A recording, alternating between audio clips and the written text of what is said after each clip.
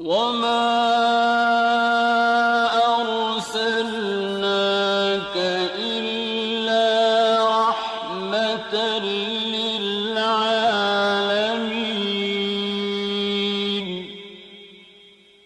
نبی کریم صلی اللہ علیہ وسلم بنی نوع انسان کے لیے اللہ کے آخری نبی ہیں، اور آپ پر نازل ہونے والی کتاب قرآن مجید اللہ تعالیٰ کی آخری کتاب ہے۔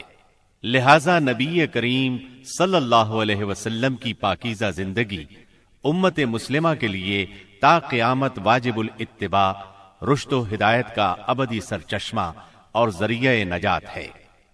لَقَدْ كَانَ لَكُمْ فِي رَسُولِ اللَّهِ أُسْوَةٌ حَسَنَةٌ۔ یقیناً رسول اللہ کی زندگی تمہارے لیے بہترین نمونہ ہے، لہذا رحمت للعالمین کی سیرت مطہرہ کا مطالعہ ہر مسلمان کی زندگی کا لازمی حصہ قرار پایا۔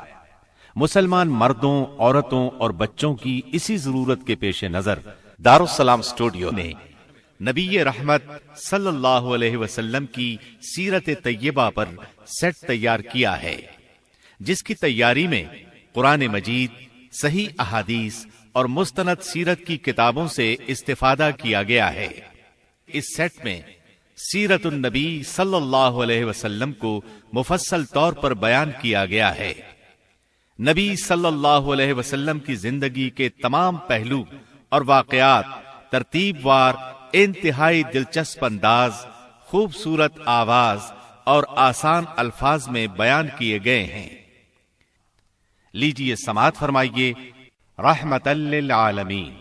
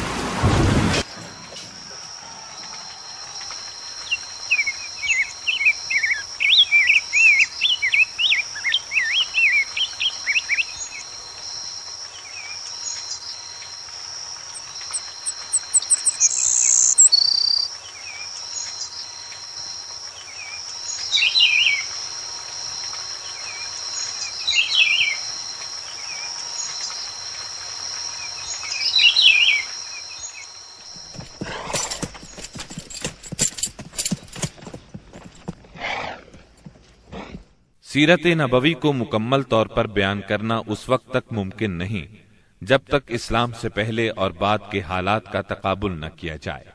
اس لیے ہم اصل مضمون سے پہلے اسلام سے پہلے عرب کی کیفیت بیان کریں گے، عرب اقوام اور ان کی معاشرت کا نقشہ کھینچیں گے، پھر وہ حالات بیان کریں گے جن میں رسول اللہ صلی اللہ علیہ وسلم کی بعثت ہوئی۔ لفظ عرب کے لغوی معنی صحرا اور بیاب و گیاہ زمین کے ہیں۔ عہد قدیم سے یہ لفظ جزیرہ نمائے عرب اور اس میں بسنے والی قوموں پر بولا گیا ہے۔ عرب کے مغرب میں بحر احمر اور جزیرہ نمائے سینا ہے۔ مشرق میں خلیج عرب اور جنوبی عراق کا ایک بڑا حصہ ہے۔ جنوب میں بحر عرب ہے جو در حقیقت بحر ہند کا پھیلاؤ ہے۔ شمال میں ملک شام اور کسی قدر شمالی عراق ہے۔ ان میں سے بعض سرحدوں کے بارے میں اختلاف بھی ہے۔ کل رقبے کا اندازہ 10 لاکھ سے 13 لاکھ مربع میل تک کیا گیا ہے۔ نسلی اعتبار سے مورخین نے عرب اقوام کی 3 قسمیں قرار دی ہیں۔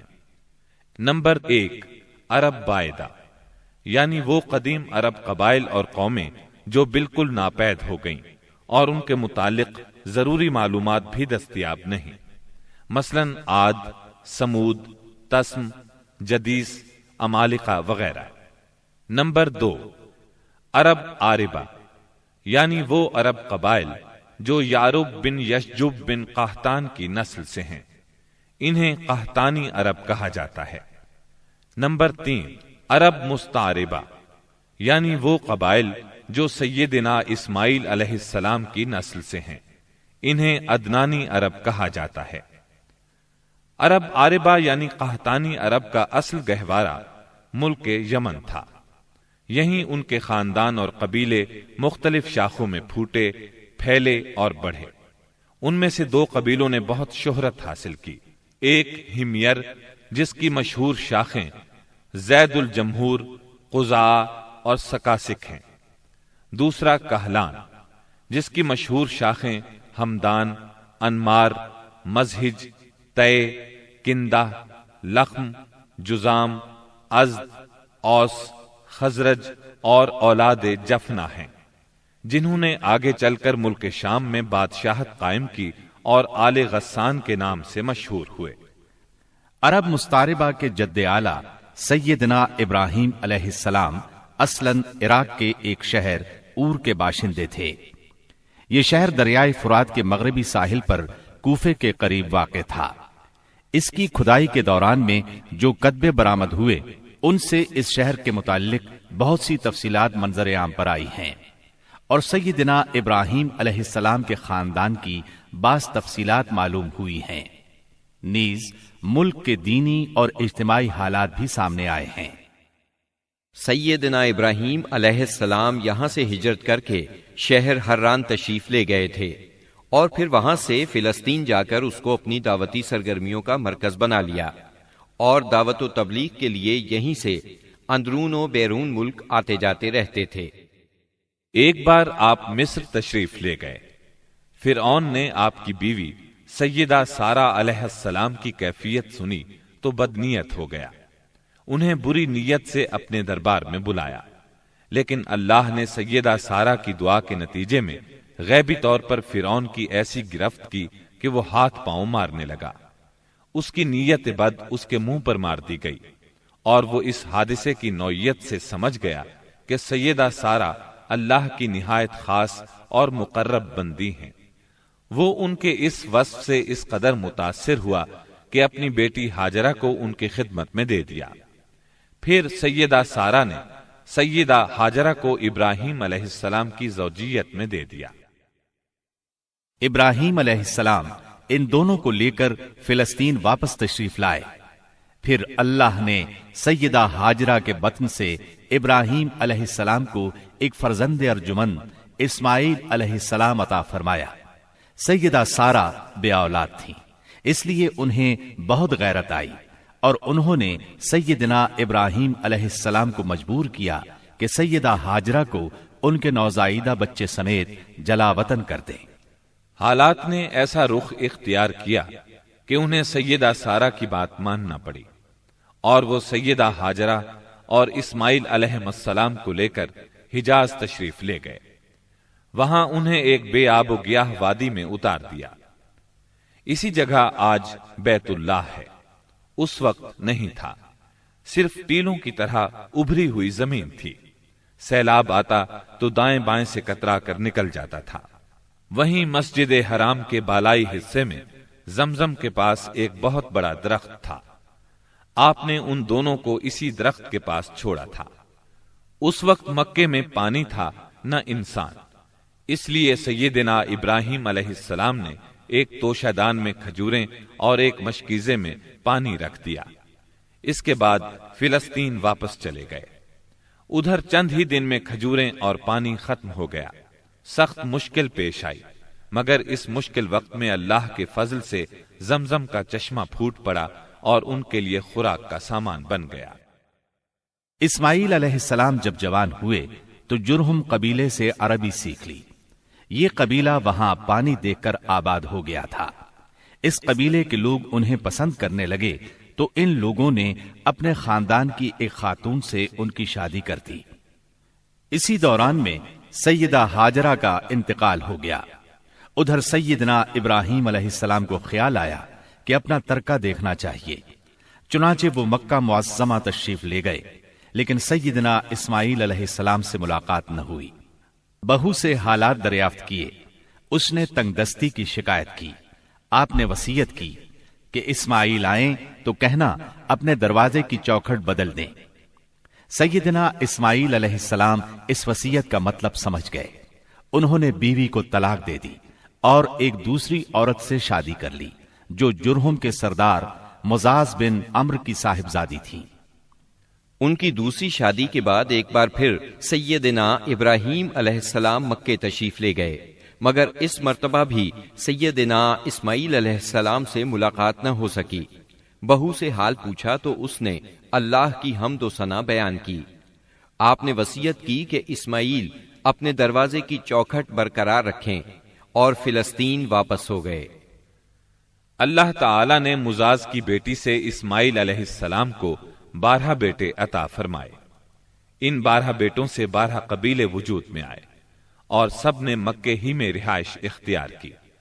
ان کے حالات زمانے کی گرد میں دب کر رہ گئے، صرف نابت اور قیدار کی اولاد گمنامی سے محفوظ رہی۔ قیدار بن اسماعیل علیہ السلام کی نسل مکہ معظمہ ہی میں پھیلتی پھولتی رہی، یہاں تک کہ عدنان اور پھر ان کے بیٹے معد کا زمانہ آ گیا۔ عدنانی عرب کا سلسلہ نسب صحیح طور پر یہیں تک محفوظ ہے۔ عدنان نبی صلی اللہ علیہ وسلم کے سلسلہ نسب میں 21ویں پشت میں آتے ہیں۔ بہرحال معد کے بیٹے نزار سے کئی خاندان وجود میں آئے۔ دراصل نزار کے 4 بیٹے تھے اور ہر بیٹا ایک بڑے قبیلے کی بنیاد ثابت ہوا۔ چاروں کے نام یہ ہیں: ایاد، انمار، ربیہ اور مزر۔ ان میں سے آخری 2 قبیلوں کی شاخیں اور شاخوں کی شاخیں بہت زیادہ ہوئیں۔ چنانچہ ربیہ سے اسد بن ربیہ، انزا، عبد القیس، وائل، بکر، تغلب اور بنو حنیفہ وغیرہ وجود میں آئے۔ مزر کی اولاد 2 بڑے قبیلوں میں تقسیم ہوئی۔ نمبر 1 قیس اعلان بن مزر، نمبر 2 الیاس بن مزر۔ قیس اعلان سے بنو سلیم، بنو حوازن، بنو غطفان، غطفان سے ابس، زبیان، اشجع اور غنی بن عاصر کے قبائل وجود میں آئے۔ الیاس بن مزر سے تمیم بن مرہ، حزیل بن مدرکہ، بنو اسد بن خزیمہ اور کنانہ بن خزیمہ کے قبائل وجود میں آئے۔ پھر کنانہ سے قریش کا قبیلہ وجود میں آیا۔ یہ قبیلہ فہر بن مالک بن نضر بن کنانہ کی اولاد ہے۔ پھر قریش بھی مختلف شاخوں میں تقسیم ہوئے۔ مشہور قریشی شاخوں کے نام یہ ہیں: جمح، سہم، عدی، مخزوم، تیم، زہرہ اور قصی بن کلاب کے خاندان، یعنی عبد الدار، اسد بن عبد العزا اور عبد مناف۔ یہ تینوں قصی کے بیٹے تھے۔ ان میں سے عبد مناف کے 4 بیٹے ہوئے، جن سے 4 ذیلی قبیلے وجود میں آئے، یعنی عبد شمس، نوفل، مطلب اور ہاشم۔ انہی ہاشم کی نسل سے اللہ نے ہمارے نبی کریم صلی اللہ علیہ وسلم کا انتخاب فرمایا۔ ابن عباس رضی اللہ عنہ کا بیان ہے کہ رسول اللہ صلی اللہ علیہ وسلم نے فرمایا، اللہ تعالیٰ نے مخلوق پیدا فرمائی تو مجھے سب سے اچھے گروہ کے اندر رکھا، پھر قبائل کو چنا تو مجھے سب سے اچھے قبیلے کے اندر بنایا، پھر گھرانوں کو چنا تو مجھے سب سے اچھے گھرانے میں بنایا، لہذا میں اپنی ذات کے اعتبار سے بھی سب سے اچھا ہوں اور اپنے گھرانے کے اعتبار سے بھی سب سے بہتر ہوں۔ جس وقت جزیرۃ العرب پر اسلام کا سورج طلوع ہوا، وہاں 2 قسم کے حکمران تھے۔ ایک تاج پوش بادشاہ جو حقیقت میں مکمل طور پر آزاد اور خود مختار نہیں تھے، اور دوسرے قبائلی سردار جنہیں اختیارات کے لحاظ سے وہی حیثیت حاصل تھی جو تاج پوش بادشاہوں کی تھی، لیکن ان کی اکثریت کو ایک مزید امتیاز یہ حاصل تھا کہ وہ مکمل طور پر آزاد اور خود مختار تھے۔ اس وقت تاج پوش حکمران یہ تھے: شاہان یمن، شاہان آل غسان یعنی شام، اور شاہان ہیرا یعنی عراق۔ باقی عرب حکمران تاج پوش نہ تھے۔ عرب عاربہ میں سے قدیم ترین قوم سبا تھی۔ اور یعنی عراق سے جو کتبات برآمد ہوئے، ان میں 2500 سال قبل مسیح کی اس قوم کا ذکر ملتا ہے، لیکن اس کے عروج کا زمانہ 11 صدی قبل مسیح سے شروع ہوتا ہے۔ اس کی تاریخ کے اہم ادوار یہ ہیں: 650 قبل مسیح سے پہلے کا دور۔ اس دور میں سبا کے بادشاہوں کا لقب مکرب سبا تھا۔ ان کا پایہ تخت سرواہ تھا، جس کے کھنڈرات آج بھی معارب کے مغرب میں ایک دن کے فاصلے پر پائے جاتے ہیں۔ یہ کھنڈرات خریبہ کے نام سے مشہور ہیں۔ اسی دور میں معارب کے مشہور بند کی بنیاد رکھی گئی، جسے یمن کی تاریخ میں بہت اہمیت حاصل ہے۔ 650 قبل مسیح سے 115 قبل مسیح تک کا دور۔ اس دور میں سبا کے بادشاہوں نے مکرب کا لفظ چھوڑ کر ملک یعنی بادشاہ کا لقب اختیار کر لیا اور سرواہ کی بجائے معارب کو اپنا دارالسلطنت بنایا۔ اس شہر کے کھنڈرات آج بھی صنعاء سے 60 میل مشرق میں پائے جاتے ہیں۔ 115 قبل مسیح سے 300 عیسوی تک کا دور۔ اس دور میں سبا کی مملکت پر قبیلہ ہمیر کو غلبہ حاصل رہا اور اس نے معارب کی بجائے ریدان کو اپنا پایہ تخت بنایا۔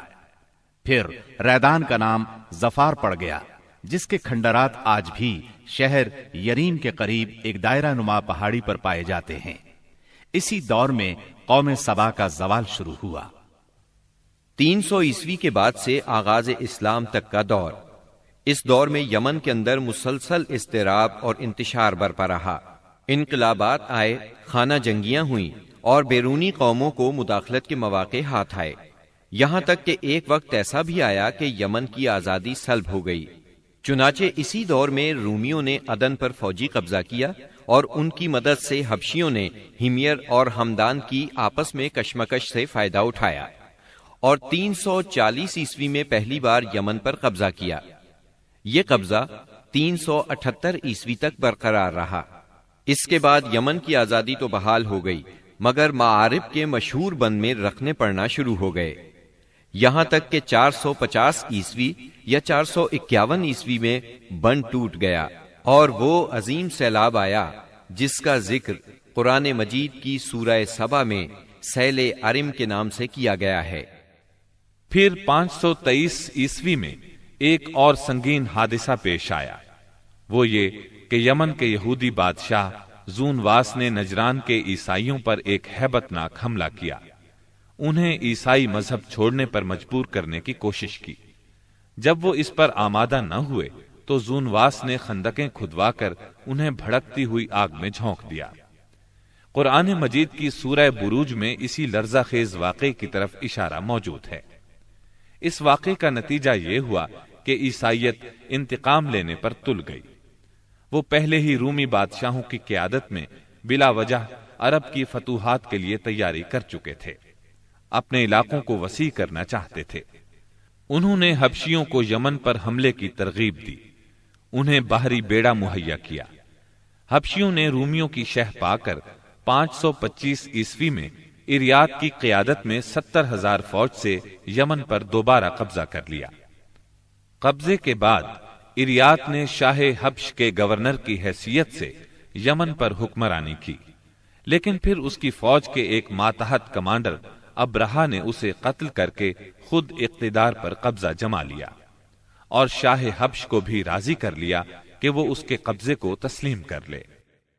یہ وہی ابرہا ہے جس نے بعد میں خانہ کعبہ کو ڈھانے کی کوشش کی اور ایک لشکر جرار کے علاوہ چند ہاتھیوں کو بھی فوج کشی کے لیے ساتھ لایا، جس کی وجہ سے یہ لشکر اصحاب الفیل کے نام سے مشہور ہوا۔ عراق اور اس کے نواحی علاقوں پر سائرس اعظم کے زمانے ہی سے اہل فارس کی حکمرانی چلی آ رہی تھی۔ اسے کوروش کبیر، خورس یا سائرس ذوالقرنین بھی کہا جاتا ہے۔ اس کا زمانہ 557 تا 529 قبل مسیح ہے۔ اس کے مقابلے میں کسی کو آنے کی جرت نہیں تھی، یہاں تک کہ 326 قبل مسیح میں سکندر مقدونی نے دارا اول کو شکست دے کر فارسیوں کی طاقت توڑ دی، جس کے نتیجے میں ان کا ملک ٹکڑے ٹکڑے ہو گیا اور طوائف الملوکی شروع ہو گئی۔ یہ انتشار 230 عیسوی تک جاری رہا۔ اسی دوران میں قحطانی قبائل نے اپنا وطن چھوڑ کر عراق کے ایک بہت بڑے اور شاداب سرحدی علاقے پر بود و باش اختیار کر لی۔ پھر عدنانی لوگ اپنا وطن چھوڑ کر اس طرف آئے انہوں نے لڑ بھیڑ کر جزیرہ فراتیہ کے ایک حصے پر اپنا قبضہ جما لیا۔ ادھر 226 عیسوی میں اردشیر نے جب ساسانی حکومت کی داغ بیل ڈالی تو رفتہ رفتہ فارسیوں کی طاقت ایک بار پھر پلٹ آئی۔ اردشیر کے عہد میں حیرہ، بادیات العراق اور جزیرے کے ربیعی اور مزری قبائل پر جزیمت الوضاح کی حکمرانی تھی۔ شاہان حیرہ کے پاس فارسی فوج کی ایک یونٹ ہمیشہ رہا کرتی تھی، جس سے بادیہ نشین عرب باغیوں کی سرکوبی کا کام لیا جاتا تھا۔ یہ بات تو مشہور ہے کہ مکے میں آبادی کا آغاز سیدنا اسماعیل علیہ السلام سے ہوا۔ آپ نے 137 سال کی عمر پائی اور تاحیات مکے کے سربراہ اور بیت اللہ کے متولی رہے۔ آپ کے بعد آپ کے 2 صاحبزادگان نابت پھر قیدار یا قیدار پھر نابت یکے بعد دیگرے مکے کے والی ہوئے۔ ان کے بعد ان کے نانا مزاز بن عمر جرہمی نے اقتدار اپنے ہاتھ میں لے لیا۔ اس طرح مکے کی سربراہی بنو جرہم کی طرف منتقل ہو گئی اور ایک مدت تک انہی کے ہاتھ میں رہی۔ سیدنا اسماعیل علیہ السلام کا زمانہ قریباً 2000 برس قبل مسیح ہے۔ اس حساب سے مکے میں قبیلہ جرہم کا وجود کوئی 2100 برس تک رہا اور ان کی حکمرانی قریباً 2000 برس تک رہی۔ بنو خزاعہ نے مکہ پر قبضہ کرنے کے بعد بنو بکر کو شامل کیے بغیر تنہا اپنی حکمرانی قائم کی۔ البتہ 3 اہم اور امتیازی منصب مزری قبائل کے حصے میں آئے۔ نمبر 1، حاجیوں کو عرفات سے مزدلفہ لے جانا اور یوم النفر یعنی 13 ذی الحجہ کو مینا سے روانگی کا پروانہ دینا۔ یہ حج کے سلسلے کا آخری دن ہے۔ یہ اعزاز الیاس بن مزر کے خاندان بنو غوث بن مرہ کو حاصل تھا۔ یہ صوفہ کہلاتے تھے۔ نمبر 2، 10 ذی الحجہ کی صبح کو مزدلفہ سے مینا کی جانب افاضہ یعنی روانگی۔ یہ اعزاز بنو عدوان کو حاصل تھا۔ نمبر 3، حرام مہینوں کو آگے پیچھے کرنا۔ یہ اعزاز بنو کنانہ کی ایک شاخ بنو تمیم بن عدی کو حاصل تھا۔ مکہ معظمہ پر بنو خزاعہ کا اقتدار کوئی 300 برس تک قائم رہا۔ یہی زمانہ تھا جب عدنانی قبائل مکے اور حجاز سے نکل کر نجد، عراق کے اطراف اور بحرین وغیرہ میں پھیلے اور مکے کے اطراف میں قریش کی صرف چند شاخیں باقی رہیں، مگر مکے کی حکومت اور بیت اللہ کی تولیت میں ان کا کوئی حصہ نہ تھا، یہاں تک کہ قصی بن کلاب کا دور آیا۔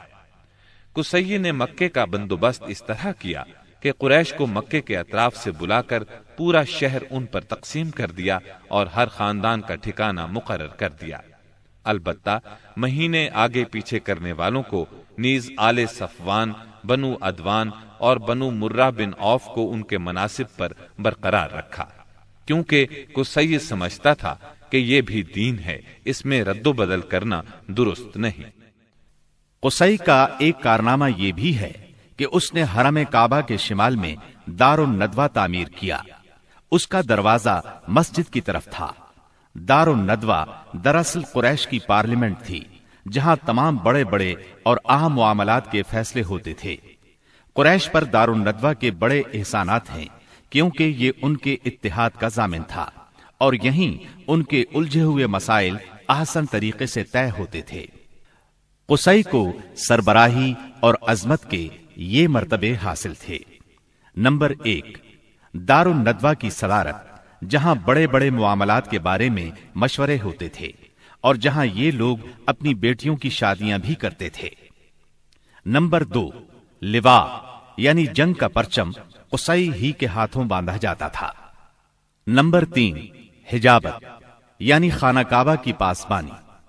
اس کا مطلب یہ ہے کہ خانہ کعبہ کا دروازہ قصی ہی کھولتا تھا۔ خانہ کعبہ کی خدمت اسی کے ذمے تھی، چابی بردار بھی وہی تھا۔ نمبر 4، سقایا یعنی پانی پلانا۔ اس کی صورت کچھ یوں تھی کہ حوض میں حاجیوں کے لیے پانی بھر دیا جاتا تھا، اس میں کچھ کھجور اور کشمش ڈال کر اسے شیریں بنایا جاتا تھا۔ حجاج جب مکے آتے تو اسے پیتے تھے۔ نمبر 5، رفادہ یعنی حاجیوں کی میزبانی۔ حاجیوں کے لیے بطور ضیافت کھانا تیار کیا جاتا تھا۔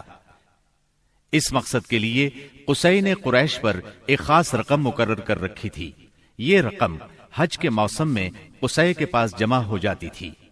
وہ اس رقم سے حاجیوں کے لیے کھانا تیار کراتا تھا۔ جو لوگ تنگ دست ہوتے یا جن کے پاس توشہ نہ ہوتا وہ یہی کھانا کھاتے تھے۔ ان کے علاوہ کچھ اور عہدے بھی تھے جنہیں قریش نے آپس میں تقسیم کر رکھا تھا۔ ان کی تفصیل یہ ہے۔ نمبر 1، ایثار یعنی فال گیری، قسمت کا حال دریافت کرنے کے لیے بتوں کے پاس جو تیر رکھے رہتے تھے ان کی تولیت۔ یہ منصب بنو جمح کو حاصل تھا۔ نمبر 2، مالیات کا نظم یعنی بتوں کا تقرب حاصل کرنے کے لیے جو نذرانے اور قربانیاں پیش کی جاتی تھیں ان کا انتظام کرنا، جھگڑوں اور مقدمات کا فیصلہ کرنا۔ یہ کام بنو سہم کو سونپا گیا۔ نمبر 3، شورا، یہ اعزاز بنو اسد کو حاصل تھا۔ نمبر 4، اشناق یعنی دیت اور جرمانوں کا نظم۔ اس منصب پر بنو تیم فائز تھے۔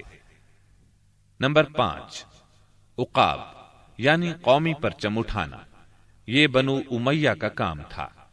نمبر 6، قبہ یعنی فوجی کیمپ کا انتظام اور شاہ سواروں کی قیادت، یہ کام بنو مخزوم کے حصے میں آیا تھا۔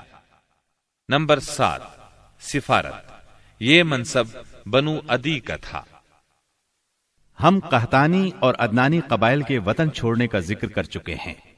ان قبائل میں سرداری نظام رائج تھا۔ قبیلے خود اپنا سردار مقرر کرتے تھے۔ قبائلی سرداروں کا درجہ اپنی قوم میں بادشاہوں جیسا تھا۔ قبیلہ صلح اور جنگ میں بہرحال اپنے سردار کے فیصلے کا پابند ہوتا تھا۔ سردار کو وہی اقتدار اور اختیارات حاصل تھے جو کسی بادشاہ کو ہوا کرتے ہیں۔ حتیٰ کہ بعض سرداروں کا یہ حال تھا کہ اگر کبھی وہ بگڑ جاتے تھے تو ہزاروں تلواریں بے نیام ہو جاتی تھیں، اور وہ یہ بھی نہیں پوچھتے تھے کہ سردار کے غصے کا سبب کیا ہے۔ اب رہا سیاسی حالات کا مسئلہ۔ جزیرت العرب کے 3 سرحدی علاقے تھے۔ یہ تینوں غیر ممالک کے پڑوس میں تھے۔ ان کی سیاسی حالت سخت پریشان کن تھی۔ وہاں انتشار کی کیفیت تھی۔ صورتحال زوال پذیر تھی۔ انسان مالک تھا یا غلام، حاکم تھا یا محکوم، بس انہی 2 طبقوں میں بٹا ہوا تھا۔ تمام تر فوائد سربراہوں کو، خاص طور پر غیر ملکی سربراہوں کو حاصل تھے، اور سارا بوجھ غلاموں کے سر تھا۔ وہ طرح طرح کے ظلم و ستم برداشت کرتے تھے، زبان نہیں کھول سکتے تھے کیونکہ حکمرانی جبری تھی۔ انسانی حقوق نام کی کسی چیز کا دور دور تک وجود نہیں تھا۔ عرب کے عام باشندے اسماعیل علیہ السلام کی دعوت و تبلیغ کے نتیجے میں دین ابراہیم کے پیروکار تھے، اس لیے صرف اللہ کی عبادت کرتے تھے اور توحید پر کاربند تھے۔ لیکن وقت گزرنے کے ساتھ ساتھ انہوں نے اللہ کے احکامات کو بھلا دیا، پھر بھی ان کے اندر توحید اور دین ابراہیمی کے کچھ آثار باقی رہے، کچھ شعائر پر وہ عمل پیرا رہے، یہاں تک کہ بنو خزاعہ کا سردار عمرو بن لوہی منظر عام پر آیا۔ اس کی نشو و نما نیکی، صدقہ و خیرات اور دینی باتوں سے گہری دلچسپی پر ہوئی تھی، اس لیے لوگوں نے اسے محبت کی نظر سے دیکھا، اسے بڑا عالم اور اللہ کا ولی سمجھ کر اس کی پیروی کی۔ پھر اس شخص نے ملک شام کا سفر کیا۔ اس نے دیکھا وہاں بتوں کی پوجا ہو رہی تھی۔ اس نے سمجھا یہ طریقہ بھی اچھا ہے اور برحق ہے، کیونکہ ملک شام پیغمبروں کی سرزمین تھی، آسمانی کتابیں وہاں نازل ہوئی تھیں۔ چنانچہ واپسی پر وہ وہاں سے اپنے ساتھ حبل بت بھی لے آیا اور اسے خانہ کعبہ کے اندر نصب کر دیا، اور اہل مکہ کو اللہ کے ساتھ شرک کی دعوت دی۔ اہل مکہ نے اس پر لبیک کہا۔ اس کے بعد بہت جلد حجاز کے باشندے بھی شامل ہو گئے، وہ بھی ان کے نقش قدم پر چل پڑے۔ اس طرح عرب میں بت پرستی کا آغاز ہوا۔ حبل کے علاوہ عرب کے قدیم ترین بتوں میں سے ایک منات تھا۔ یہ بحر احمر کے ساحل پر قدید کے قریب مشلل میں نصب تھا۔ اس کے بعد طائف میں لات نامی بت وجود میں آیا، پھر وادی نخلا میں عزا کا بت نصب کیا گیا۔ یہ تینوں عرب کے سب سے بڑے بت تھے۔ اس کے بعد حجاز کے ہر خطے میں شرک کی کثرت اور بتوں کی بھرمار ہو گئی۔ کہا جاتا ہے کہ ایک جن عمرو بن لحی کے تابع تھا، اس نے بتایا کہ قوم نوح کے بت یعنی ود، سوا، یغوث، یعوق اور نصر جدہ میں دفن ہیں۔ اس اطلاع پر عمرو بن لحی جدہ گیا اور ان بتوں کو کھود نکالا، پھر ان کو تہامہ لایا، اور جب حج کا زمانہ آیا تو انہیں مختلف قبائل کے حوالے کیا۔ یہ قبائل ان بتوں کو اپنے اپنے علاقوں میں لے گئے۔ اس طرح ہر قبیلے میں پھر ہر گھر میں ایک ایک بت ہو گیا۔ اسی پر بس نہیں کی گئی، اس کے بعد مشرکین نے مسجد حرام کو بھی بتوں سے بھر دیا۔ چنانچہ جب مکہ فتح ہوا تو بیت اللہ اور اس کے گردا گرد 360 بت تھے، جن کو خود رسول اللہ صلی اللہ علیہ وسلم نے اپنے دست مبارک سے توڑا۔ آپ ہر ایک بت کو چھڑی سے ٹھوکر مارتے اور وہ گر جاتا۔ پھر آپ نے حکم دیا، ان تمام بتوں کو مسجد حرام سے باہر نکال دو۔ چنانچہ ان سارے بتوں کو مسجد حرام سے باہر نکال کر جلا دیا گیا۔ غرض شرک اور بت پرستی اہل جاہلیت کے دین کا سب سے بڑا مظہر بن چکی تھی، اور ان لوگوں کو یہ گھمنڈ بھی تھا کہ وہ سیدنا ابراہیم علیہ السلام کے دین پر ہیں۔ پھر اہل جاہلیت کے یہاں بت پرستی کے کچھ خاص طریقے بھی رائج تھے، جو زیادہ تر عمرو بن لحی کے گھڑے ہوئے تھے۔ یہ جاہل لوگ سمجھتے تھے کہ عمرو بن لحی کے طریقے دین ابراہیمی میں تبدیلی نہیں بلکہ بدعت حسنہ ہیں۔ ان میں بت پرستی کی کیا کیا رسمیں رائج تھیں، اس کی تفصیل بھی سن لیں۔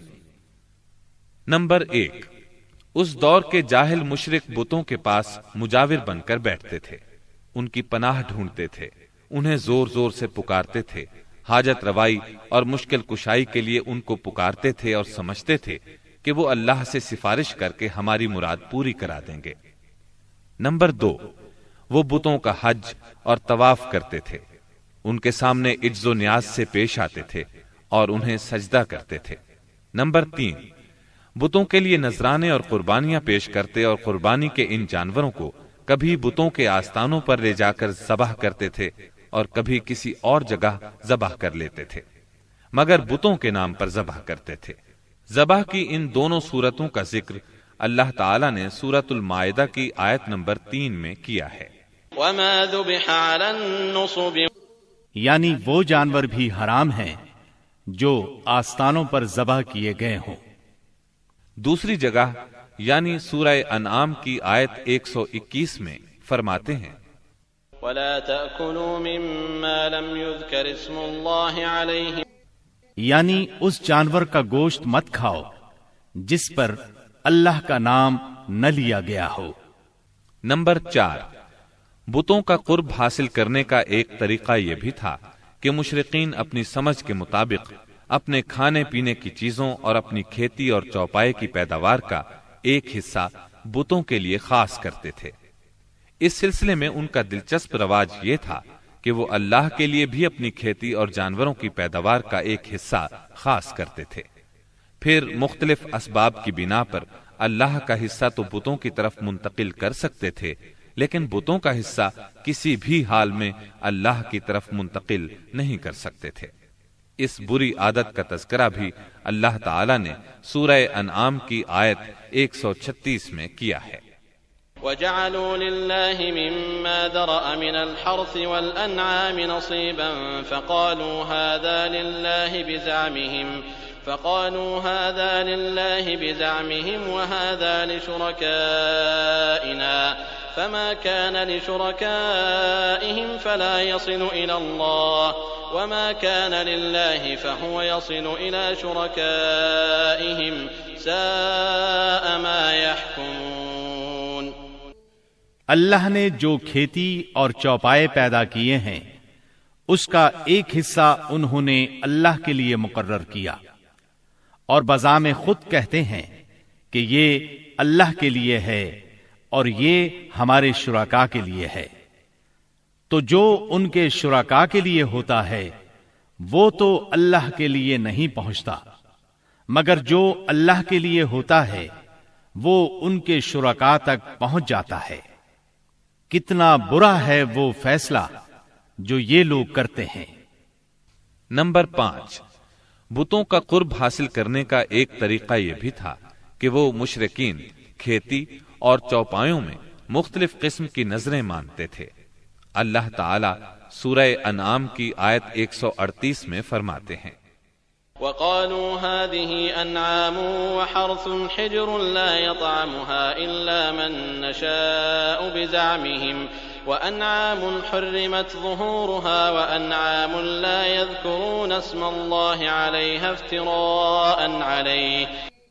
ان مشرکین نے اپنے خیال پر یہ بھی کیا کہ یہ چوپائے اور کھیتیاں ممنوع ہیں، انہیں وہی کھا سکتا ہے جسے ہم چاہیں، اور یہ وہ چوپائے ہیں جن کی پیٹھ حرام کی گئی ہے، یعنی نہ ان پر سواری کی جا سکتی ہے اور نہ سامان لادا جا سکتا ہے، اور کچھ چوپائے ایسے ہیں جن پر یہ لوگ اللہ پر افتراء کرتے ہوئے اللہ کا نام نہیں لیتے۔ یہ تھے ان کے عقائد۔ انہی جانوروں میں بحیرہ، صائبہ، وسیلہ اور حام تھے۔ سیرت نگار ابن اسحاق کہتے ہیں، بحیرہ صائبہ کی بچی کو کہا جاتا ہے، اور صائبہ اس اونٹنی کو کہا جاتا ہے جس سے پے در پے 10-12 مادہ بچے پیدا ہوں، درمیان میں کوئی نر نہ ہو۔ ایسی اونٹنی کو آزاد چھوڑ دیا جاتا تھا، اس پر سواری نہیں کی جاتی تھی، اس کے بال بھی نہیں کاٹے جاتے تھے، اور مہمان کے سوا اس کا دودھ کوئی نہیں پی سکتا تھا۔ اس کے بعد یہ اونٹنی جو مادہ بچہ جنتی، اس کا کان چیر دیا جاتا اور اسے بھی اس کی ماں کے ساتھ آزاد چھوڑ دیا جاتا، اس پر سواری بھی نہ کی جاتی، اس کے بال نہ کاٹے جاتے، اور مہمان کے سوا کوئی اس کا دودھ نہ پیتا۔ اسی کو بحیرہ کہتے ہیں، اور صائبہ اس کی ماں ہے۔ وسیلہ اس بکری کو کہا جاتا تھا جو 5 مرتبہ پے در پے 2 مادہ بچے جنتی تھی، یعنی 5 بار میں 10 مادہ بچے پیدا ہوتے، درمیان میں کوئی نر نہ پیدا ہوتا۔ اس بکری کو اس لیے وسیلہ کہا جاتا تھا کہ وہ سارے مادہ بچوں کو ایک دوسرے سے جوڑ دیتی تھی۔ اس کے بعد اس بکری سے جو بچے پیدا ہوتے انہیں صرف مرد کھا سکتے تھے، عورتیں نہیں کھا سکتی تھیں۔ البتہ اگر کوئی بچہ مردہ پیدا ہوتا تو اس کو مرد عورت سبھی کھا سکتے تھے۔ حام اس نر اونٹ کو کہتے تھے جس کی جفتی سے پے در پے 10 مادہ بچے پیدا ہوتے، درمیان میں نر نہ پیدا ہوتا۔ ایسے اونٹ کی پیٹھ محفوظ کر دی جاتی تھی، نہ اس پر سواری کی جاتی، نہ بال کاٹے جاتے، بلکہ اسے اونٹوں کے ریوڑ میں جفتی کے لیے آزاد چھوڑ دیا جاتا، اس کے سوا اس سے کوئی اور فائدہ نہ اٹھایا جاتا۔ عرب اپنے بتوں کے ساتھ یہ سب کچھ اس عقیدے سے کرتے تھے کہ یہ بت انہیں اللہ کے قریب کر دیں گے اور اللہ کے حضور ان کی سفارش کر دیں گے۔ چنانچہ مشرکین جو کہتے تھے، قرآن کریم میں اللہ تعالیٰ نے سورہ زمر کی آیت نمبر 3 میں اس طرح تذکرہ کیا ہے، مَا نَعْبُدُهُمْ إِلَّا لِيُقَرِّبُونَا إِلَى اللَّهِ زُلْفَىٰ، ہم ان کی عبادت صرف اس لیے کر رہے ہیں کہ وہ ہمیں اللہ کے قریب کر دیں۔ اسی طرح قرآن کریم کی سورہ یونس آیت 18 میں یہ الفاظ آئے ہیں، وَيَعْبُدُونَ مِن دُونِ اللَّهِ مَا لَا يَضُرُّهُمْ وَلَا يَنفَعُهُمْ وَيَقُولُونَ هَٰؤُلَاءِ شُفَعَاؤُنَا عِندَ اللَّهِ۔ یہ مشرکین اللہ کے سوا ان کی عبادت کرتے ہیں جو انہیں نہ نفع پہنچا سکیں نہ نقصان، اور کہتے ہیں کہ یہ اللہ کے پاس ہمارے سفارشی ہیں۔ مشرکین عرب کاہنوں، عرافوں اور نجومیوں کی خبروں پر بھی ایمان رکھتے تھے۔ کاہن اسے کہتے ہیں جو آنے والے واقعات کی پیش گوئی کرے اور جو چھپے ہوئے رازوں کے جاننے کا دعویٰ کرے۔ نجومی اسے کہتے ہیں جو ستاروں پر غور کر کے ان کی رفتار اور اوقات کا حساب لگا کر پتہ لگاتا ہے کہ دنیا میں آئندہ کیا حالات و واقعات پیش آئیں گے۔ ان نجومیوں کی خبروں کو ماننا دراصل ستاروں پر ایمان لانا ہے۔ مشرکین میں بدشگونی کا بھی رواج تھا، اسے عربی میں طیارہ کہتے ہیں۔ اس کی صورت یہ تھی کہ مشرکین کسی چڑیا یا ہرن کے پاس جا کر اسے بھگاتے تھے۔ اگر وہ دائیں طرف بھاگتا تو اسے اچھا شگون خیال کرتے، کامیابی کی علامت خیال کرتے اور اپنا کام کر گزرتے۔ اگر وہ بائیں طرف بھاگتا تو اسے نحوست کی علامت سمجھ کر اپنے کام سے باز رہتے۔ اسی طرح اگر کوئی چڑیا یا جانور راستہ کاٹ دیتا تو اس کو منحوس خیال کرتے۔ اسی سے ملتی جلتی ایک حرکت یہ تھی کہ مشرکین خرگوش کے ٹخنے کی ہڈی لٹکاتے تھے اور بعض دنوں، بعض مہینوں، جانوروں، گھروں اور عورتوں کو منحوس سمجھتے تھے۔ آج کے دور میں بھی ایسی باتیں سننے میں آتی ہیں، کالی بلی راستہ کاٹ گئی، اللہ خیر کرے وغیرہ۔ قریش کی ایک بدعت یہ تھی کہ وہ کہتے تھے ہم سیدنا ابراہیم علیہ السلام کی اولاد ہیں، حرم کے پاسبان، بیت اللہ کے والی اور مکے کے باشندے ہیں، کوئی شخص ہمارا ہم مرتبہ نہیں اور نہ کسی کے حقوق ہمارے حقوق کے مساوی ہیں۔ اسی لیے یہ لوگ اپنا نام ہمس یعنی بہادر رکھتے تھے، لہذا ہمارے شایان شان نہیں کہ ہم حدود حرم سے باہر جائیں۔ چنانچہ حج کے دوران میں یہ لوگ عرفات نہیں جاتے تھے اور نہ وہاں سے افاضہ کرتے تھے، بلکہ مزدلفہ ہی میں ٹھہر کر وہیں سے افاضہ کر لیتے تھے۔ اللہ تعالی نے اس بدعت کی اصلاح کرتے ہوئے سورہ بقرہ کی آیت 199 میں فرمایا، ثم افیضوا من حیث افاض الناس، یعنی تم لوگ بھی وہیں سے افاضہ کرو جہاں سے سارے لوگ افاضہ کرتے ہیں۔ ان کی ایک بدعت یہ بھی تھی کہ انہوں نے بیرون حرم کے باشندوں کو حکم دے رکھا تھا کہ وہ حرم میں آنے کے بعد پہلا طواف ہمس سے حاصل کیے ہوئے کپڑوں ہی میں کریں۔ چنانچہ ان کا کپڑا اگر دستیاب نہ ہوتا تو مرد ننگے طواف کرتے اور عورتیں اپنے سارے کپڑے اتار کر صرف ایک چھوٹا سا کھلا کرتا پہن لیتیں اور اسی میں طواف کرتیں اور دوران طواف یہ شعر پڑھتیں، اليوم يبدو بعضه أو كله وما بدأ منه فلا أحله، آج کچھ یا ساری شرمگاہ کھل جائے گی، لیکن جو کھل جائے میں اسے دیکھنا حلال قرار نہیں دیتی۔ اللہ تعالی نے ان خرافات کے خاتمے کے لیے سورہ آراف کی آیت نمبر 31 میں فرمایا، یا بنی آدم خذوا زینتکم عند کل مسجد، یعنی اے آدم کے بیٹو، ہر مسجد کے پاس اپنی زینت اختیار کرو۔ یہی دین یعنی شرک و بت پرستی اور توہمات و خرافات پر مبنی عقیدے والا دین عام اہل عرب کا دین تھا۔ اس کے علاوہ جزیرۃ العرب کے مختلف اطراف میں یہودیت، مسیحیت، مجوسیت اور سابعیت نے بھی قدم جما لیے تھے۔ جزیرۃ العرب میں یہود کا دور اس وقت سے شروع ہوتا ہے جب فلسطین میں بابل اور آشور کی حکومت کی فتوحات کی وجہ سے یہودیوں کو اپنا وطن چھوڑنا پڑا۔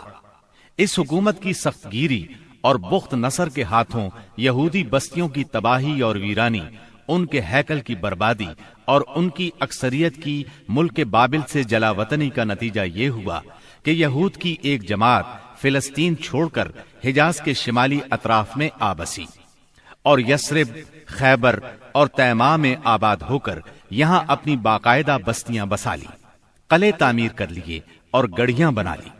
وطن چھوڑ کر آنے والے ان یہود کے ذریعے عرب باشندوں میں کسی قدر یہودی مذہب کا بھی رواج ہوا اور اسلام کے ظہور سے پہلے اس کو بھی ایک اچھی بھلی حیثیت حاصل ہو گئی۔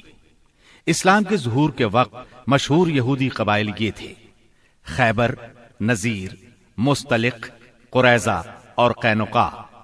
جہاں تک عیسائی مذہب کا تعلق ہے، بلاد عرب میں اس کی آمد حبشی اور رومی قبضہ گیروں اور فاتحین کے ذریعے ہوئی۔ یمن پر حبشیوں کا قبضہ پہلی بار 340 عیسوی میں ہوا اور 378 عیسوی تک برقرار رہا۔ اس دوران یمن میں مسیحی مشن کام کرتا رہا۔ قریباً اسی زمانے میں ایک متقی اور پرہیزگار شخص فیمیون نجران پہنچا اور وہاں کے باشندوں میں عیسائی مذہب کی تبلیغ کی۔ نجران کے لوگوں کو اس کے دین میں کچھ ایسی سچی علامات نظر آئیں کہ وہ عیسائی ہو گئے۔ جہاں تک مجوسی مذہب کا تعلق ہے تو اسے زیادہ تر اہل فارس کے ہمسایہ عربوں میں فروغ حاصل ہوا، مثلاً عراق، عرب، بحرین، ہجر اور خلیج عربی کے ساحلی علاقے۔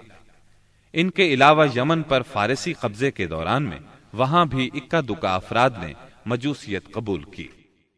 باقی رہا صابی مذہب، تو عراق کے آثار قدیمہ کی کھدائی کے دوران جو کتبات برآمد ہوئے ان سے پتہ چلتا ہے کہ یہ ابراہیم علیہ السلام کی کلدانی قوم کا مذہب تھا۔ دور قدیم میں شام و یمن کے بہت سے باشندے بھی اسی مذہب کے پیروکار تھے۔ عرب کے باقی دینوں کے ماننے والوں کا حال مشرکین ہی جیسا تھا، کیونکہ ان کے دل یکساں تھے، عقائد ایک سے تھے اور رسم و رواج میں ہم آہنگی تھی۔ جزیرۃ العرب کے سیاسی اور مذہبی حالات بیان کرنے کے بعد اب وہاں کے اجتماعی، اقتصادی اور اخلاقی حالات کا خاکہ مختصراً پیش کرتے ہیں۔ عرب آبادی مختلف طبقات میں بٹی ہوئی تھی۔ ہر طبقے کے حالات ایک دوسرے سے بہت زیادہ مختلف تھے۔ چنانچہ معزز طبقے میں مرد اور عورت کا تعلق خاصا ترقی یافتہ تھا۔ عورت کو بہت کچھ خود مختاری حاصل تھی، اس کی بات مانی جاتی تھی، اس کا اس قدر احترام اور حفاظت کی جاتی کہ اس کی خاطر تلواریں سونت لی جاتی تھی، خون ریزی ہو جاتی تھی۔ آدمی جب اپنی شجاعت اور بہادری پر بات کرنا چاہتا، اپنی تعریف کرنا چاہتا تو عموماً عورت ہی کو مخاطب کرتا۔ شجاعت اور سخاوت کی صفات کو ان کے درمیان بہت بڑا مقام حاصل تھا۔ اکثر اوقات ان میں صلح کے لیے عورت ہی بڑا کردار ادا کرتی تھی۔ وہ چاہتی تو قبائل کو صلح کے لیے جمع کر لیتی تھی اور چاہتی تو ان کے درمیان جنگ کی آگ بھڑکا دیتی۔ لیکن ان تمام باتوں کے باوجود خاندان کا سربراہ مرد ہی کو مانا جاتا تھا اور اس کی بات فیصلہ کن ہوتی تھی۔ اس طبقے میں مرد اور عورت کا تعلق عقد نکاح کے ذریعے ہوتا تھا۔ یہ نکاح عورت کے ولیوں کی نگرانی میں انجام پاتا تھا۔ عورت کو ان کی ولایت کے بغیر نکاح کا حق نہیں تھا۔ ایک طرف طبقہ اشراف یعنی معزز لوگوں کا یہ حال تھا، تو دوسری طرف دوسرے طبقات میں مرد عورت کے اختلاط کی اور بھی کئی صورتیں تھیں، جنہیں بدکاری، بے حیائی، فحاشی اور زناکاری کے سوا کوئی اور نام نہیں دیا جا سکتا۔ زمانہ جاہلیت میں کسی حد کے بغیر متعدد بیویاں رکھنا ایک عام بات تھی۔ لوگ دو سگی بہنوں کو بھی بیک وقت اپنے نکاح میں رکھ لیتے تھے۔ باپ کے بیوی کو طلاق دینے کے بعد یا اس کے فوت ہونے پر بیٹا اپنی سوتیلی ماں سے بھی نکاح کر لیتا تھا۔ طلاق کا اختیار مرد کو حاصل تھا اور اس کی کوئی حد مقرر نہیں تھی۔ زناکاری تمام طبقات میں عروج پر تھی، کوئی طبقہ یا انسانوں کی کوئی قسم اس سے مستثنا نہ تھی۔ البتہ کچھ مرد اور کچھ عورتیں ایسے ضرور تھے جنہیں اپنی بڑائی کا احساس اس برائی کے کیچڑ میں لت پت ہونے سے باز رکھتا تھا۔ پھر آزاد عورتوں کا حال لونڈیوں کی نسبت اچھا تھا۔ اصل مصیبت لونڈیاں ہی تھیں۔ ایسا لگتا ہے جیسے ان جاہلوں کی اکثریت اس برائی کی طرف منسوب ہونے میں کوئی آر بھی محسوس نہیں کرتی تھی۔ جاہلیت میں باپ بیٹے کا تعلق بھی مختلف نوعیت کا تھا۔ کچھ تو ایسے تھے جو کہتے تھے انما اولادنا بیننا اکبادنا تمشی علی الارض، یعنی ہماری اولاد ہمارے کلیجے ہیں جو روئے زمین پر چلتے پھرتے ہیں۔ جبکہ دوسری طرف کچھ لوگ ایسے بھی تھے جو لڑکیوں کو رسوائی اور خرچ کے خوف سے زندہ دفن کر دیتے تھے اور بچوں کو فقر و فاقے کے ڈر سے مار ڈالتے تھے۔ تاہم یہ کہنا مشکل ہے کہ یہ سنگ دلی بڑے پیمانے پر رائج تھی، کیونکہ عرب اپنے دشمنوں سے اپنی حفاظت کے لیے دوسروں کی بنسبت کہیں زیادہ اپنی اولاد کو بہتر سمجھتے تھے اور اس بات کا احساس بھی رکھتے تھے۔ مطلب یہ کہ مجموعی طور پر ان کی حالت بہت کمزور تھی، عقل سے عاری تھی اور ذلت میں گھری ہوئی تھی۔ جہالت نے ان کو اپنے گھیرے میں لیا ہوا تھا۔ خرافات کا دور دورہ تھا، لوگ جانوروں جیسی زندگی گزار رہے تھے، عورت بیچی اور خریدی جاتی تھی، بعض اوقات اس سے مٹی اور پتھر جیسا سلوک کیا جاتا تھا۔ قوم کے باہمی تعلقات کمزور بلکہ ٹوٹے ہوئے تھے۔ رہ گئیں حکومتیں تو ان کو صرف اپنا خزانہ بھرنے سے غرض تھی یا مخالفوں پر فوج کشی کرنے کی فکر۔ اقتصادی حالت بھی خراب تھی۔ صرف تجارت ان کے نزدیک ضروریات زندگی حاصل کرنے کا سب سے اہم ذریعہ تھی، اور تجارت کے لیے امن و سلامتی کی فضا کا ہونا ضروری ہے، ورنہ تجارتی آمد و رفت نہیں ہو سکتی۔ جبکہ ان کا حال یہ تھا کہ سوائے حرمت والے مہینوں کے امن اور سلامتی کا کہیں وجود نہ تھا۔ یہی وجہ ہے کہ صرف حرمت والے مہینوں میں عرب کے مشہور بازار اکاز، ذی المجاز اور مجنہ لگتے تھے۔ جہاں تک صنعتوں کا معاملہ ہے تو عرب اس میدان میں ساری دنیا سے پیچھے تھے۔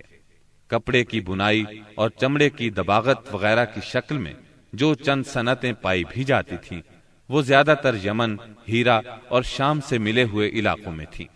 البتہ اندرون عرب گلہ بانی اور کھیتی باڑی کا کسی قدر رواج تھا۔ ساری عرب عورتیں سوت کاٹتی تھیں، لیکن مشکل یہ تھی کہ سارا مال و متاع ہمیشہ لڑائیوں کی زد میں رہتا تھا۔ غربت عام تھی، لوگ ضروری لباس تک سے محروم تھے۔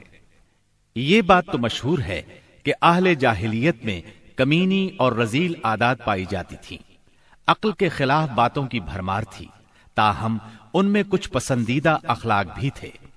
ان اخلاق کو دیکھ کر انسان دنگ رہ جاتا تھا۔ نمبر 1، کرم و سخاوت۔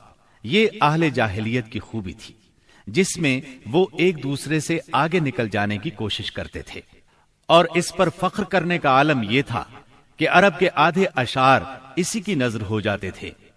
اس وصف کی بنیاد پر کوئی اپنی تعریف کرتا تھا تو کوئی دوسروں کی۔ حالت یہ تھی کہ سخت سردی اور بھوک کی حالت میں بھی کوئی مہمان آ جاتا اور میزبان کے پاس اپنی سواری والی اونٹی کے سوا کچھ نہ ہوتا، اور کنبے کی ضرورت پوری کرنے کا ذریعہ بھی صرف وہی سواری ہوتی تو اپنے مہمان کے لیے ذبح کر دیتا۔ یہ ان کے کرم ہی کا نتیجہ تھا کہ بڑی بڑی دیت اور مالی ذمہ داریاں اٹھا لیتے تھے، اور اس طرح انسانوں کو بربادی اور خون ریزی سے بچا کر دوسرے رئیسوں اور سرداروں کے مقابل فخر کرتے تھے۔ وہ جوا کھیلتے تھے۔ ان کا خیال تھا یہ بھی سخاوت کی ایک راہ ہے، کیونکہ انہیں جو نفع حاصل ہوتا یا نفع حاصل کرنے والوں کے حصے سے جو کچھ زائد بچ رہتا اس کو وہ مسکینوں کو دے دیتے تھے۔ اسی لیے قرآن پاک نے شراب اور جوئے کے نفع کا سرے سے انکار نہیں کیا، بلکہ سورہ بقرہ کی آیت 219 میں فرمایا وَإِثْمُهُمَا أَكْبَرُ مِن نَّفْعِهِمَا، یعنی ان دونوں کا گناہ ان کے نفع سے بڑھ کر ہے۔ نمبر 2، ایفائے عہد یعنی وعدے کا پورا کرنا۔ دور جاہلیت کے اخلاق فاضلہ میں سے ہے۔ عہد کو ان کے نزدیک دین کی حیثیت حاصل تھی، جس سے وہ ہر حال میں چمٹے رہتے تھے، اور اس راستے میں اپنی اولاد کا خون اور اپنے گھر بار کی تباہی بھی ہیج سمجھتے تھے۔ نمبر 3، خودداری اور عزت نفس۔ اس پر قائم رہنا اور ظلم و جبر برداشت نہ کرنا بھی جاہلیت کے معروف اخلاق میں سے تھا۔ اس کا نتیجہ یہ تھا کہ ان کی شجاعت اور غیرت حد سے بڑھی ہوئی تھی۔ وہ فوراً بھڑک اٹھتے تھے اور چھوٹی سے چھوٹی توہین آمیز بات پر تلوار اور نیزہ اٹھا لیتے تھے، اور نہایت خون ریز جنگ چھڑ جاتی اور انہیں اس راہ میں اپنی جان کی قطعاً پرواہ نہ رہتی تھی۔ نمبر 4، عزائم کی تکمیل۔ اہل جاہلیت میں ایک خاص بات یہ بھی تھی کہ جب وہ کسی کام کو فخر اور ناز کا ذریعہ سمجھ کر انجام دینے پر تل جاتے تو پھر کوئی رکاوٹ انہیں روک نہیں سکتی تھی۔ وہ اپنی جان پر کھیل کر اس کام کو انجام دے ڈالتے تھے۔ نمبر 5، حلم، بردباری اور سنجیدگی۔ یہ خوبی بھی ان کے نزدیک قابل تعریف تھی، لیکن چونکہ ان میں شجاعت حد سے بڑھ کر تھی، ہر وقت جنگ و جدل پر آمادہ رہتے تھے، اس لیے یہ عادت بہت کم پائی جاتی تھی۔ نمبر 6، بدوی سادگی، یعنی رہن سہن کی الجھنوں اور داؤ پیچ سے ناواقف تھے۔ اس کا نتیجہ یہ تھا کہ ان میں سچائی اور امانت پائی جاتی تھی۔ دھوکہ دہی، بد عہدی سے دور تھے اور نفرت کرتے تھے۔ ہم سمجھتے ہیں کہ جزیرت العرب کو ساری دنیا سے جو جغرافیائی نسبت حاصل تھی، اس کے علاوہ یہی وہ قیمتی اخلاق تھے جن کی وجہ سے اہل عرب کو بنی نوع انسان کی قیادت اور رسالت عامہ کا بوجھ اٹھانے کے لیے منتخب کیا گیا تھا، کیونکہ یہ اخلاق اگرچہ بعض اوقات شر اور فساد کا سبب بن جاتے تھے اور ان کی وجہ سے المناک حادثات بھی پیش آ جاتے تھے، لیکن اپنی نوعیت کے بڑے قیمتی اخلاق تھے۔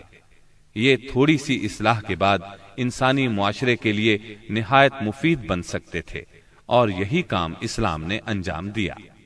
غالباً ان کے اخلاق میں بھی ایفائے عہد کے بعد عزت نفس اور عزم کی پختگی سب سے زیادہ قیمتی اور نفع بخش جوہر تھا، کیونکہ اس زبردست قوت اور پختہ ارادے کے بغیر شر و فساد کا خاتمہ اور نظام عدل کا قیام ممکن نہیں۔ اہل جاہلیت کے کچھ اور بھی اچھے اخلاق تھے، لیکن ان سب کو بیان کیا جائے تو بات بہت طویل ہو جائے گی، لہذا انہی پر اکتفا کرتے ہوئے ہم آگے چلتے ہیں۔ ہمارے رسول مقبول محمد صلی اللہ علیہ وسلم کی ولادت باسعادت موسم بہار میں پیر کے دن صبح صادق کے بعد اور طلوع آفتاب سے پہلے 9 ربیع الاول سن عام الفیل 20 یا 22 اپریل 571 عیسوی کو مکہ مکرمہ میں ہوئی۔ پیر کا دن آپ کی مبارک زندگی میں بڑی اہمیت کا حامل ہے۔ سیدنا ابن عباس رضی اللہ عنہ فرماتے ہیں کہ آپ پیر کو پیدا ہوئے، پیر کے دن آپ کو نبوت سے سرفراز فرمایا گیا، سوموار ہی کو مکے سے مدینے کی طرف ہجرت کے لیے نکلے، سوموار ہی کو آپ مدینہ منورہ تشریف لائے، اور آپ نے پیر ہی کے دن اس دار فانی کو خیر باد کہا۔ آپ کے پیدا ہوتے ہی آپ کے دادا عبد المطلب آپ کو گود میں اٹھا کر خانہ کعبہ میں لے گئے، آپ کے لیے دعا کی اور محمد نام رکھا۔ پوتے کی پیدائش کی خوشی میں 7ویں دن اپنے قبیلے کی دعوت کی۔ لوگوں نے آپ کے دادا سے پوچھا، آپ نے نومولود کا نام دوسرے لوگوں کے ناموں جیسا کیوں نہیں رکھا؟ انہوں نے جواب دیا، میں چاہتا ہوں میرے پوتے پر اس نام کا اثر پڑے اور میرا پوتا تعریف و توصیف حاصل کرے۔ آپ کی والدہ سیدہ آمنہ نے آپ کا نام احمد رکھا۔ انجیل میں بطور پیشگوئی آپ کے 2 نام آئے ہیں، فارقلید اور منہمنا۔ قرآن مجید کی سورہ انبیاء آیت 107 میں اللہ تعالیٰ نے آپ کو رحمت للعالمین کہا ہے، وَمَا أَرْسَلْنَاكَ إِلَّا رَحْمَةً لِلْعَالَمِينَ، یعنی ہم نے آپ کو تمام جہانوں کے لیے رحمت بنا کر بھیجا ہے۔ آپ کا نسب نامہ اس طرح ہے، محمد بن عبداللہ بن عبد المطلب بن ہاشم بن عبد مناف بن قصی بن کلاب بن مرہ بن کعب بن لعی بن غالب بن فہر بن مالک بن نظر بن کنانہ بن خزیمہ بن مدرکہ بن الیاس بن مزر بن نزار بن معد بن عدنان۔ اس بات پر سب کا اتفاق ہے کہ عدنان سیدنا اسماعیل علیہ السلام کی نسل سے ہیں، لیکن دونوں کے درمیان میں کتنی پشتیں ہیں اور ان کے نام کیا کیا ہیں، اس میں بہت اختلاف پایا جاتا ہے۔ آپ کی والدہ کا نام سیدہ آمنہ تھا۔ سیدہ آمنہ کے والد وہب بن عبد مناف بن زہرہ بن کلاب تھے۔ یہ وہی کلاب ہیں جو والد کی طرف سے بھی نبی صلی اللہ علیہ وسلم کے نسب نامے میں آتے ہیں۔ ان کا اصل نام عروہ یا حکیم تھا، لیکن کتوں کے ذریعے بکثرت شکار کھیلا کرتے تھے، اس لیے کلاب کے نام سے مشہور ہو گئے۔ عربی میں کلاب کتوں کو کہتے ہیں۔ آپ اسماعیل علیہ السلام کی اولاد میں سے ہیں۔ اسماعیل علیہ السلام کی خاطر جب اللہ تعالیٰ نے زمزم کا کنواں جاری کیا تو قبائل جرہم اور ایاد کے خانہ بدوش عرب سیدہ ہاجرہ کی اجازت سے وہاں آ کر رہائش پذیر ہوئے۔ کعبے کے متولی اسماعیل علیہ السلام اور ان کی اولاد رہی۔ ایک عرصے کے بعد بنو جرہم اور سیدنا اسماعیل کی اولاد میں کعبے کی تولیت کے سلسلے میں جھگڑا ہوا تو کعبے کی خدمت اور تولیت اولاد اسماعیل اور بنو جرہم میں تقسیم ہو گئی، اور جب بنو خزاعہ نے لڑ کر مکے پر قبضہ کیا تو ایک مدت تک کعبے کی تولیت بھی ان کے پاس رہی، لیکن بنو اسماعیل بہرحال مکے ہی میں رہے۔ ان کے ایک فرد کلاب نے شمالی عرب میں قبیلہ قزاع میں شادی کی، اس سے قصی پیدا ہوئے، وہ جوان ہو کر اپنے قبیلے میں واپس آ گئے۔ خسر کی وفات کے بعد قصی نے اپنے ننہال کی مدد سے بنو خزاعہ کو مجبور کیا کہ وہ شہر چھوڑ کر مضافات میں جا بسا۔ بنو خزاعہ کے سردار نے کعبے کے قیمتی چڑھاووں کو زمزم کے کنویں میں ڈال کر اس کو پاٹ دیا اور کنواں غائب ہو گیا۔ پھر قصی کو بہت بڑا اقتدار حاصل ہوا، اس کی اولاد پھلی پھولی اور اسے قوم کا بہت بڑا سردار تسلیم کیا گیا۔ قصی نے مکے میں ایک شہری مملکت کا آغاز کیا، وہاں دار الندوہ یعنی پارلیمنٹ اور ٹیکس کے نئے محکمے قائم کیے، لیکن وفات کے وقت حکومت اپنے بچوں میں تقسیم کر دی۔ کسی کو کعبے کی رکھوالی سونپی، کسی کو چابی دی، کسی کو فوج کی قیادت تو کسی کو ٹیکس کا حساب کتاب سونپا۔ بعد کی نسلوں میں انتظامات کی مزید تقسیم در تقسیم ہوئی۔ آغاز اسلام کے وقت وہاں 10 سرداروں کی ایک مجلس کار فرما نظر آتی تھی۔ قصی کے 4 بیٹے تھے، ان میں عبد مناف بڑے نامور اور صاحب عزت ہوئے۔ عبد مناف کے بھی 4 بیٹے تھے، ان میں ہاشم شہرت میں سبقت لے گئے۔ ہاشم آپ کے پردادا تھے، بہت دولت مند ہونے کے ساتھ ساتھ سخاوت، مروت اور احسان میں بھی بے مثال تھے۔ ہاشم کہلانے کی وجہ یہ تھی کہ ان کے عہد میں ایک مرتبہ مکہ مکرمہ میں قحط پڑ گیا۔ یہ فلسطین گئے اور اونٹوں پر آٹے کی بہت سی بوریاں لاد لائے، بہت سے اونٹ ذبح کیے، ان کا شوربہ تیار کیا، روٹیاں پکوائیں۔ ان روٹیوں کو شوربے میں